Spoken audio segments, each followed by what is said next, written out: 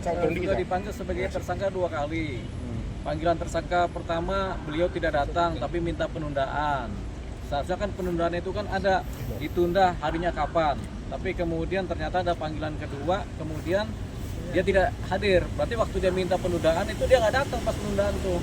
Tangannya Bang Ical. Panggilan itu kan ada suratnya. Gitu kan. Jadi kalau dia nggak datang, kemudian dipanggil kedua. Nah hari ini kan panggilan kedua nggak datang juga. Nah, mungkin belum datang kan. Semisal nggak datang. Semisalnya nggak datang? Semisalnya nggak datang, baru dibikinlah surat panggilan jemput bawa sebagai tersangka. Jadi surat panggilan jemput bawa itu kemudian mencari Nikita di mana, dijemput dan dibawa ke Polda. Gitu. Jadi kalau dia nggak datang hari ini, dibikinlah surat panggilan jemput bawa. Nah kalau sudah dicari-cari nggak ketemu, dia ngumpet misalnya nggak ketemu, ya baru dipindah daftar pencarian orang DPO surat berikutnya. Jadi ada surat jemput bawa dulu, baru kemudian baru DPO. Tapi kalau misalkan seseorang, Kalau menurut pasal 21 ayat 1 di mana kan ketika sudah diangkat menjadi status menjadi tersangka, berhak penyidik untuk menahan dari TSK ini, Bang. Iya dong. Khawatir Iya. karena menghilangkan barang bukti Iya. ataupun kabur. Seperti apa nih, Bang? Ya jadi kalau tergantung, kalau dia dijerat oleh pidana dengan tuntutan pidananya di bawah 5 tahun, ya bisa tidak ditahan. Tapi kalau jeratan pidananya dengan pasal-pasal yang ancaman hukumannya di atas 5 tahun, ya tentunya akan ditahan. Gitu. Nah sekarang kita lihat Nikita Mirzani dijerat di pasal berapa aja. Kan ada pasal pencemaran nama baik dengan Undang-Undang ITE, kemudian ada pasal pemerasan di atas 5 tahun, kemudian ada pasal TPPU di atas 5 tahun juga. Berarti dia berpotensi untuk ditahan. Gitu. Seperti itu. nah untuk misalkan dia kan misalkan mau umroh, karena kan sempat bilang mau umroh nih. Nah seseorang misalkan TSK itu boleh keluar negeri nggak sih Bang sebenarnya? Ya enggak lah, dia kan umroh kan persoalan keagamaan, tapi kan umroh itu kan nggak wajib. Yang wajib kan haji, tapi juga ada jadwalnya kan. Jadi kalau alasan umroh itu kan alasan aja.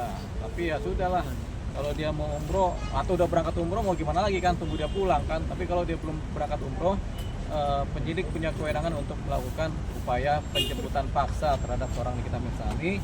Kalau dia sudah dipanggil kedua hari ini tidak datang, tapi hari ini kan belum selesai, harinya sampai malam jam 12 malam kan, jadi dianggap belum ada posisi gitu. Kalau alasannya hamil, Bang, tapi nanti dalam pemeriksaan tidak terbukti, apakah keterangan palsu tersebut akan memberatkan hukuman beliau? Ya kan, hamil nggak hamil kan tergantung tes pack ya. Jadi kalau tes pack bilang hamil ternyata kemudian nggak hamil, ya kita nggak tahu juga ya. Tapi yang jelas kalau dia hamil tentunya ada posisi keadaan hamil ya.